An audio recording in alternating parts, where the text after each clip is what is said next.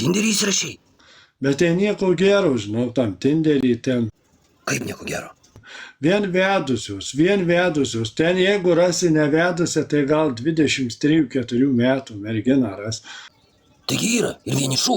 Jau labai reta ten rasi, kuri arba įsiskyrus būdavo, žinai, ir viskas, tai labai reta. Yragi ten tų normalių moterų, galigi susirašinėti.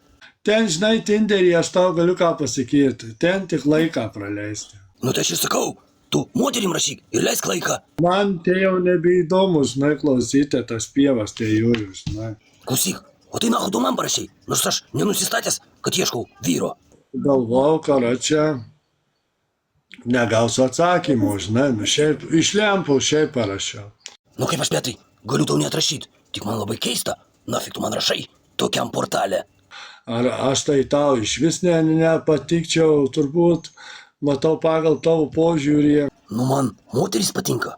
Jau dabar mes ne viens kitam netiktume iš viso. Klausyk, apie ką tu čia dabar kalbėjai? Ne, nu mes viens kitam netiktume. Tu net nesvaik, aišku, kad netiktumėm. Blet, Pas tai visi namie.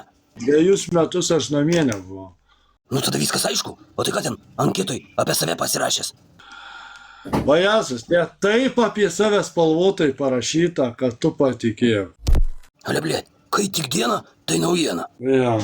O kada apie žmogų žinai, tai viskas. Tai ką, jau ir į paradą varysi? Nu tai va.